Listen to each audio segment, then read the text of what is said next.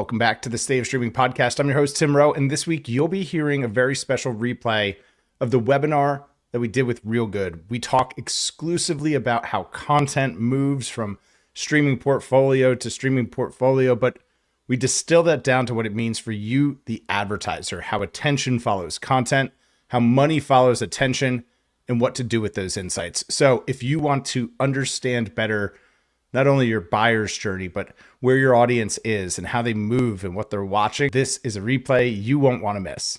Enjoy. What we're going to learn about today. I want to give them a high-level teaser. Yeah, we have a canonical data set of every movie and show, where that content is available right now, where it's been before. And with that, you can do some interesting insights of looking at how your competitors' catalogs evolving. You're looking at a specific title, seeing, its history, where it's been, how that affects performance, and some sort of hidden gems that can be found in terms of catalogs, content that can be licensed that maybe are sitting in the market you don't know about. And what stood out to us at State of Streaming about your data is how really it tells a user journey story. So we started publishing our Unified Streaming Power Index. We did a Q1 release, and now we're on a monthly cadence. So we're working on May's release, and we've been working together behind the scenes on establishing a popularity score, but essentially a way for us to directionally measure how are titles moving between apps and how are the eyeballs, how are the users following the content. So I'm really excited to dive into the data, some of the use cases. I think we've got a pretty cool group that's going to be joining us here today, and maybe we can tease out a few specific use cases. But David, if you're ready, I'm ready. We'll bring the deck up and we'll rock. Let's do it. Let's do it. All right. Streaming by the numbers. Tell us what it means. Basically, I think, we see that there's a lot of huge amounts of money spent in this industry, in the streaming industry, around, building out catalogs, deciding the strategy for those catalogs, even, huge titles. You hear about like Friends being licensed for, I think it's like around half $1 billion.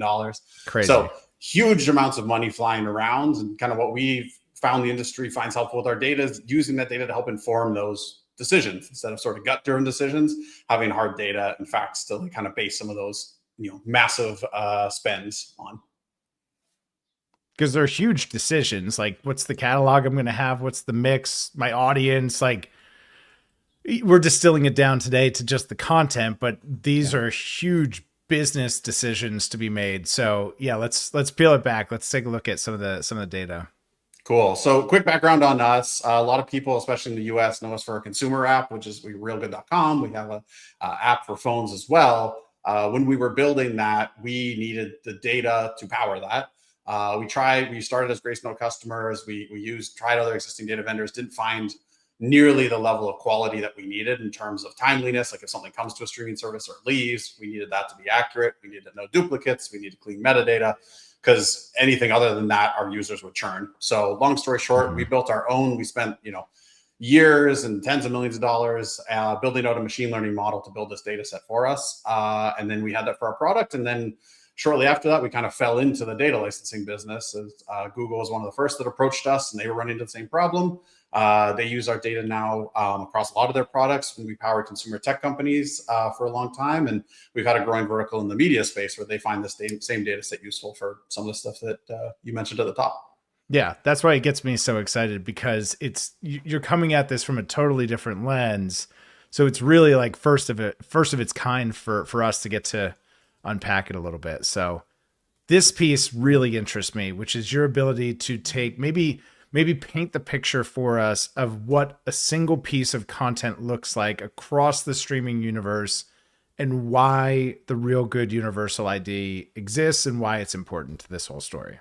Totally. So one important caveat is we don't push our ID on anyone. We are very much of the opinion, you should stick with us because the data is good and you're happy. You shouldn't be stuck with us to our ID. So we do have a universal ID that's more, if anything, representative of the canonical entry that we have, with a single entry across the whole globe for any given title with everything mapped accurately to it. So the example I give is there may be a movie that's on Disney, Netflix, and Prime. They all have a completely different ID for it. And then you would think, oh, well, you could just match on the title and some of the metadata. But you'd be shocked at how frequently they'll have a different runtime or a different release year or different cast for the same movie. So you need a way to match those two together. And historically, this industry has done it with just thousands of people manually matching and entering data.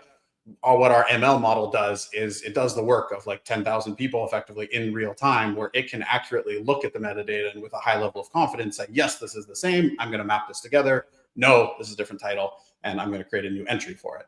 So that's kind of like the high level, and it's obviously running in real time throughout the day, matching together like hundreds of catalogs from hundreds of streaming services. And I know that the slide's coming up, but Yeah. and maybe it is the next slide. Like, how big is the content universe? And then, Yeah, because let's see if I have that on here. But yeah, it's all of those variations times a multiple yeah. of. I mean, I think like our starting data set, like people are always, how do you get the data? And we're like, that's the easy part. Getting the data is easy. It's mapping it all together. That's the hard part. So like our system starts with about 50 million individual titles according to it. Our system then maps that down to, as you can see, about 4 million here. So it matches them all together to that. So that's, I'd say it's like there's a, this is including episodes, but there's definitely in the hundreds of thousands of movies, hundreds of thousands of shows. And then like once you get into episodes, that's when you get into like the millions figure. All right. Yeah. Thank you. Yeah. Should we jump into let's do it? Overview? All right. 3 acts today. The hidden act is part 1, and then we've got 2 behind it. Exactly. Yeah. So one thing, a lot of this is just as we poked at our data, as we're kind of taking this as the media vertical is growing quickly for us, taking that lens to our data set. And we've admittedly stumbled into some very interesting figures around the market. So one is going into it, I kind of thought, okay, well, if you license, if you're just the average person, you subscribe to the top 8 streaming services, you're kind of covered. Like you should have everything. And I was pretty shocked to find is actually you only have about 12% of, this is looking at movies, but for movies, you only have about 12% of movies that exist. The other 88%, is sitting kind of out of view. And where those are sitting, well, first off, at a metric standpoint, so it's about 33,000, again, deduped titles across the major streaming services, but then about almost 250,000 sitting outside of that. And I think sitting in that pile is a lot of, potential sort of like needles in the haystack for companies to go access and find and bring to their catalog and make them unique compared to their competitors. But you also see in that, like right now, where that content lives. So it's across, some of the AVODs. Obviously, TVOD kind of covers everything, no surprise. But a big chunk of that is also just international content, which we're seeing some of the streaming services, start to do a better job of finding these like things that have performed super well in other markets. And that you kind of have like a proof point of that will probably hopefully be a success so long as it translates, but it's clearly a high quality piece of content. And, being able to find those and bring those to the US market, I think is a huge opportunity. And there's even some overlap with titles between these. No? Yes. Yeah. So that 30, that's why I say sort of like that 33K, let's take that. Like that's deduped. Like there'll definitely be some overlap. We've seen over time as the streaming markets evolved, if you look at the data, like the Venn diagram almost bubbles have sort of like move farther and farther away from each other in terms of like the overlap between them is getting less and less so. Okay. I think in the earlier days, there's definitely more, but now I think, exclusive content, and you're seeing even the companies that license the content out are starting to sort of pull more of it. If they have their own streaming service, kind of keeping more of that content closer to the vest. Very cool. Yeah. So one of the other trends that we've seen, which I think has come as no surprise, but as I've seen this industry change over time, I think in the early days, AVOD was looked at this weird sort of like cousin of the industry that people didn't take too seriously. And I think there was a big misunderstanding amongst a lot of people in the industry if they thought that consumers come to streaming because there's no ads. And that was like the big innovation. But I always kind of thought like, no, I think it's just the fact that it's on demand. Like that's huge. The fact you don't have to wait to watch something. Yeah, it's just the fact whenever you want, you can go watch something. So it kind of had this cognitive dissonance. And then it was kind of, as we've seen recently, where like now AVOD is ubiquitous and like all the major services have their own advertising tier. I think that this graph comes as no surprise. What this is looking at is the time that is taken for content that's been on SVOD and then later gone to AVOD. The time for it to do that has significantly gone down over the past 5 years, where AVOD is now like part of the playbook, I think, of licensing teams. So it's gone, and there's also, again, there's like more buyers. There's more demand for that content too. So no surprise that this has gone down. But yeah, I mean, it used to take on average, or a median, I should say, 6 months for content to go to AVOD. Now you're seeing it go in about 2.5 months. It's interesting to think about this in like the theatrical release sense. And The Yeah. time it used to take to go to VHS and then to DVD and to Blu-ray and now to SVOD, AVOD, like the conversation is kind of the same. It's just continuing to evolve. I saw Yeah. Project Hail Mary, which we talked about on a webinar similar to this just a couple weeks ago, is now, I think it's on TVOD. I think Yeah. you can stream it now. I So saw it a couple that's days ago. super fast. No, you're right. Like even my internal clock, like I just when I saw it, I think yeah, it was a couple days ago. I was like, oh wow, okay, yeah, like that. Clearly, that timeline is taken. Especially, I think when you see flagships and when like one studio makes that move, there's a bit of a follow effect too. So it's like, oh, okay, they're releasing it in this timeline afterwards. They must be onto something. And so like I think it's sort of inherently over time, so those windows get smaller and smaller between the shifts across on Do we time. have that slide in here? The Project Hail Mary Uh, piece? we may maybe do later. I don't Yeah, know. No. and I look forward to getting to it. I want to make sure that when we get there that we call out like that slide was hot 2 weeks ago. It's Right. now outdated. That's how fast That's a good point. Yeah. decisions are being made and how valuable having these insights I think are. So Very much so. not to pump the book too hard, but I'm blown away by that. When I saw it last night on my home screen, I was like, that's nuts. Yeah. No, Sam, I was talking to a company yesterday and yeah, they were saying, oh, yeah, no, like they're showing their product and they're like, oh, that's available now. Wow. So, but digging just a little bit further into this AVOD timeline, it's interesting. This is why I think you need the data. Like you sort of have, the outer layer of the onion, but you got to peel it back because Yeah. if you look at data too much in aggregate, it can almost backfire on you. Like you do need to look further down. What do And you like, mean? well, what I mean is like if you were just simply saying that, like, say you're a studio and you're like, okay, we need to make sure our time to AVOD is 2.5 months. Mm-hmm. You're not looking deep enough because you need to Mm, actually, if you look at it on a genre level, the story changes, or like there's more fidelity to that sort of question or to that approach, which is, and again, the logic makes sense. I mean, it's nice when you look at the data and kind of logic, you're like, oh, I guess that kind of makes sense.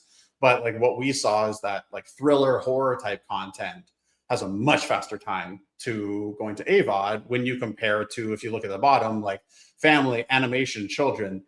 That makes sense. That's kind of evergreen content, especially right. like things like Disney, where it's like people are rewatching that over and over, so they're going to keep that much longer before it goes to AVOD. Super helpful to see this. Switching gears a little bit, but sort of relatedly, like one big thing we're seeing with our partners is the importance of when they're going to, so they kind of understand how they're going to license or what they're going to license, but then also understanding if they are looking at licensing out or licensing in any title, is understanding where it's being before. And to your point about kind of like the viewership and performance, like what we've seen is this can have a massive impact on the performance when it brings to when you bring the title to your service. And I've seen kind of two interesting things happen. One is sometimes they'll take this data that we have of where a title's being, and then they overlay viewership data that they're getting from one of the viewership companies. And it can do two things. One, it can help explain, like sometimes there'll be a peak, like they'll see, okay, it was sort of, viewership was here, all of a sudden there was a peak. And then they can, once they overlay, they're like, oh, well, it's because it went to Prime Video that day, or oh, it left, Netflix that day or something. So they explain some of the viewership. And then the other thing is what I'm seeing some of the more, I'd say, cutting edge companies doing is what they can do is take either viewership from titles that they've had or titles that they've had on their platform, how they've then performed, and then tied in where was that content available before, and being able to start model out how content will perform. Like if they're looking at licensing a title, this is almost part of the math equation of like they can put in our data as to where was it available before. That has a huge impact, and then on like their prediction of how it will perform, and then they can like tune that model over time and kind of to what we were saying earlier, make like almost more intelligent, like math informed decisions about what content they're putting in their catalog or what they're licensing out. And David, I'm thinking about kind of a similar application of that to advertising, where you could look at impression delivery of advertising on platforms against some attention data, against some of this content data, especially if you're buying at enough scale. Understanding that could become an arbitrage lever. If you're able to piece that all together, which is currently a limitation on the advertising side of kind of really understanding where's the content, what are people watching.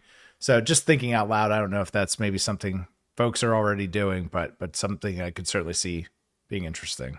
Yeah, well, and relatedly, I mean, with our AVOD customers, I see that's something obviously they care a lot about is like, can they be the only AVOD to have it to market, Hmm. to have a title on market? And then, yeah, I mean, obviously, like they care about the advertising dollars, but it's like that's going to drive attention. And then as well as like Yeah, things that are in the zeitgeist or whatever, like potentially they can hire, get higher CPMs for that.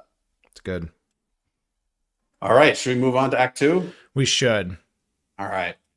So this is yet another kind of zoomed out view of the industry. But we find a lot of our partners like to do is peek over the fence.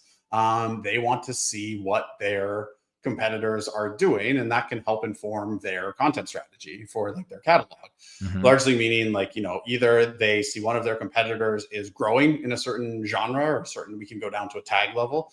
And that kind of informs, okay, that's clearly the way that they're going. You can decide either we're going to go head to head with them and try to compete to win these deals, these licensing deals to get this content for ourselves. Or you can zag and you can say, oh, you know what? They're focusing on that. None of our competitors seem focused on horror or something like a certain genre. Right. Like, okay, that's an opportunity for us. And then we also see that you and I were talking earlier about like with marketing teams.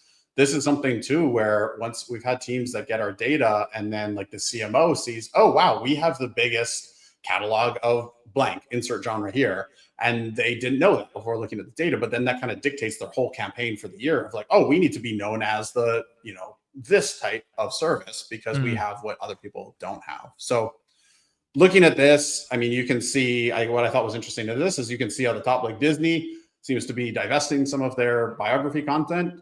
And row right below that, Paramount is growing their biography content. And then like the other one that I thought was interesting here was Hulu. You can see that in 2025, huge divestiture of their children content. Again, logic checks out here where it's like, oh, they know that they're merging with Disney. Disney's like the king, one of the kings of this type of content. They don't necessarily need to be licensing that. So and then relatedly too, I think you mentioned in a previous session we had just about like with Apple TV, like they're quietly making a lot of headway around children's content. Yeah. And I've seen that in my household. Like I've seen like my kids used to watch Disney, but as Apple TV has picked up their catalog of great kids content, it's starting to do this. It's starting to level out what my kids' attention is going between Disney and Apple TV.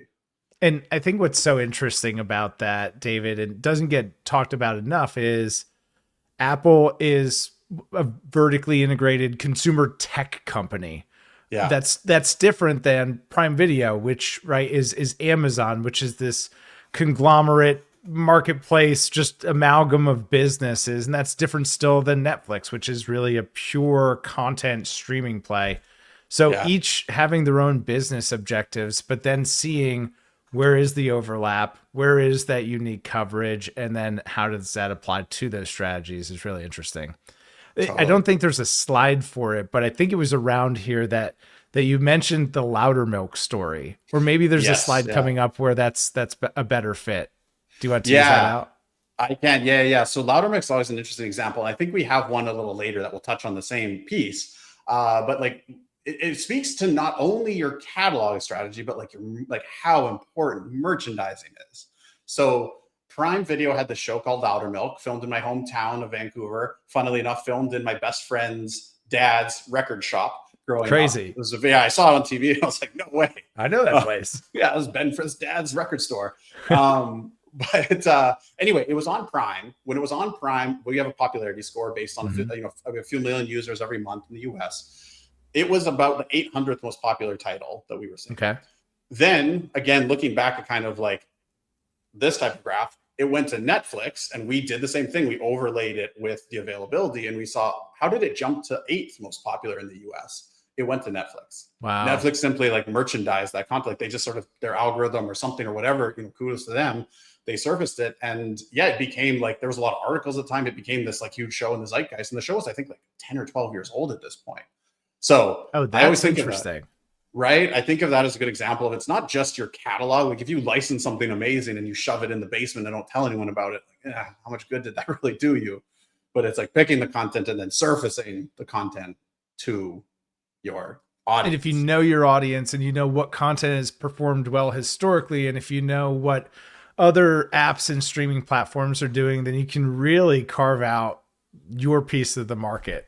But it's having that layer altogether. We've got a great question. What's up, Tommy? Good to see you. We've got a question here from Tommy that says Netflix, Paramount, and Amazon have made massive investment into kids.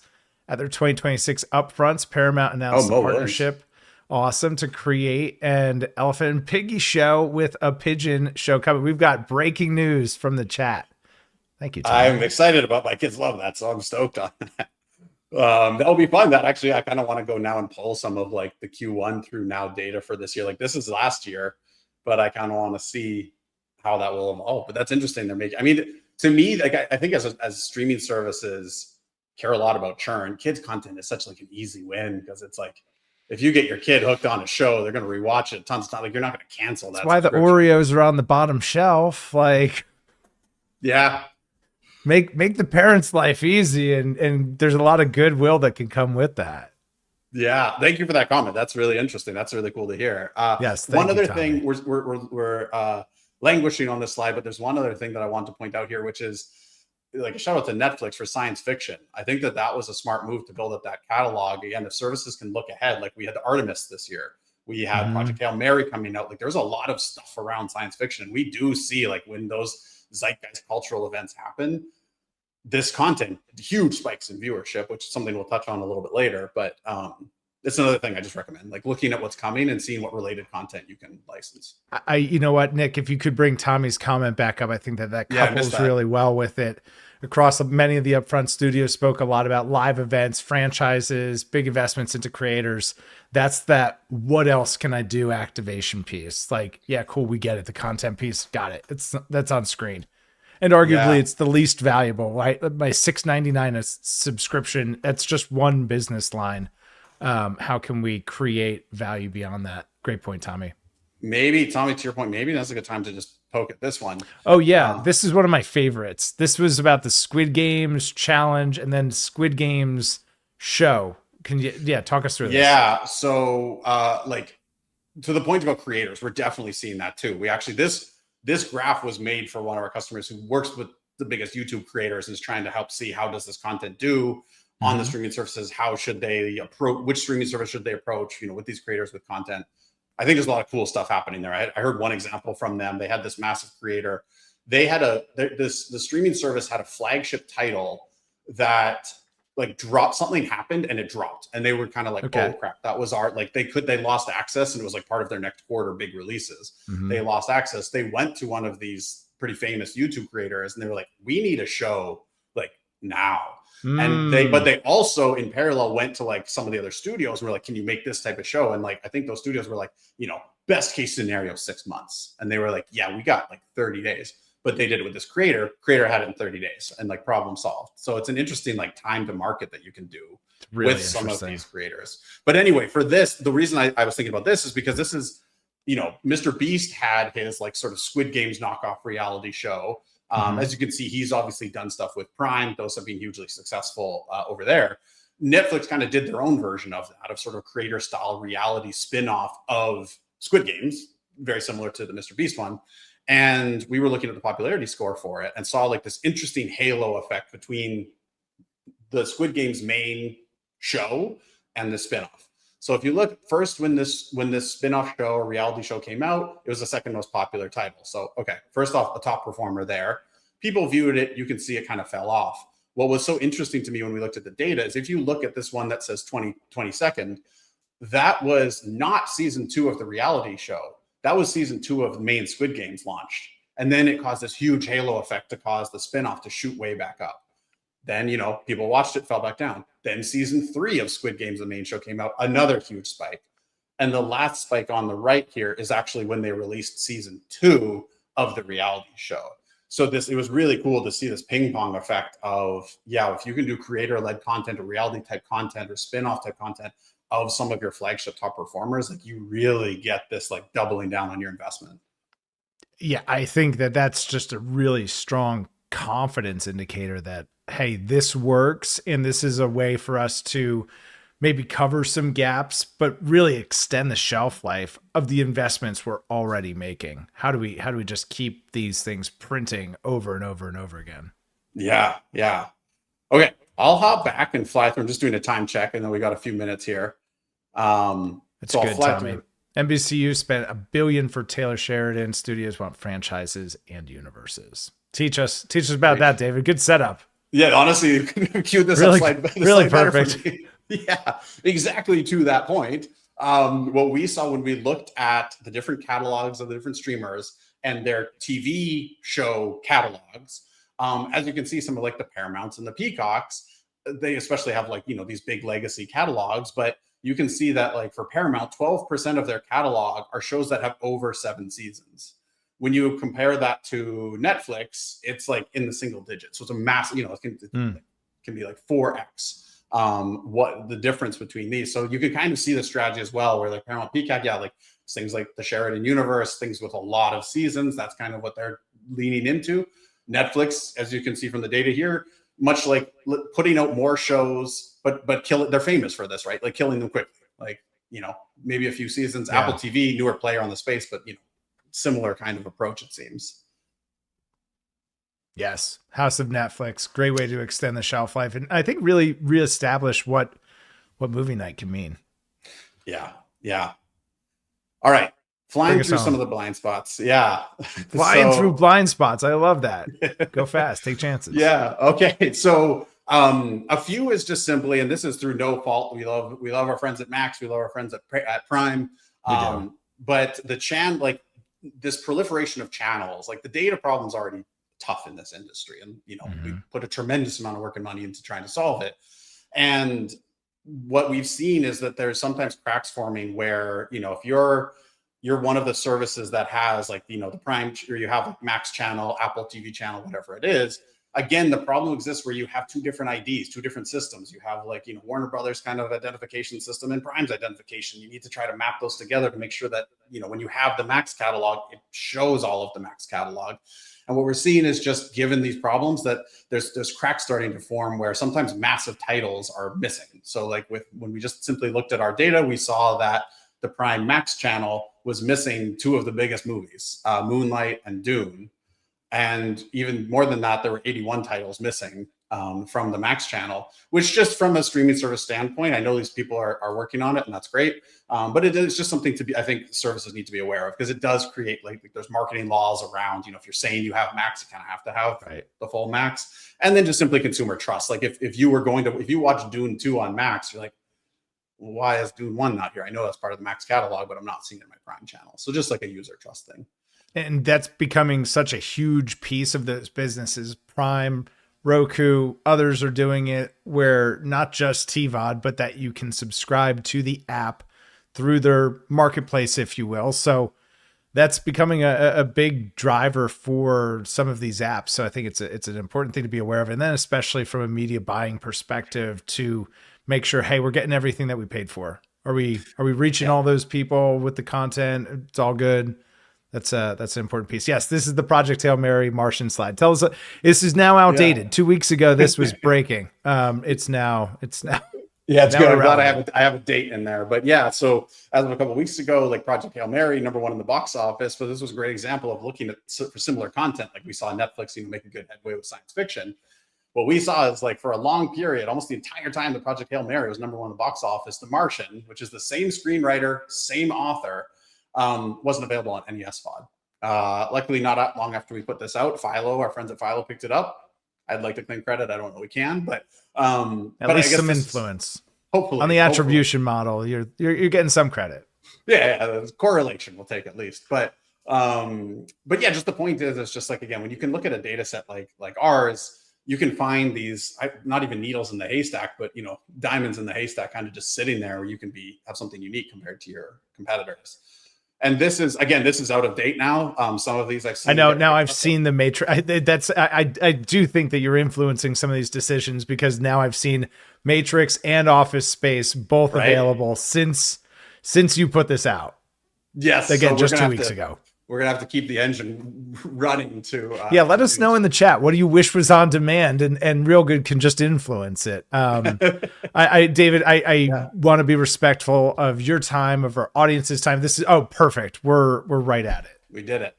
The Tim, closing act, the credits slide. Thank you, David. This has been enlightening. This is going to be something that we're factoring into our May USPI. So as we're looking at the media buying universe, this is going to become part of that criteria. David, thank you to you and your entire team for helping support that mission. Of course. Thank you, Tim. Fun as always. And Tommy, thank you for the great comments. I'm going to dig into some of the stuff you said. Really good. And if anyone wants this deck, we didn't, you know what? We don't have a way to get the deck easily, but you can DM the page. You can DM me. I'm sure if you DM David, we'll get you the deck. If you want the deck, send us a message and we'll make it easy to get. Perfect. Thanks, David. Thanks again, Tim. See ya. Alrighty.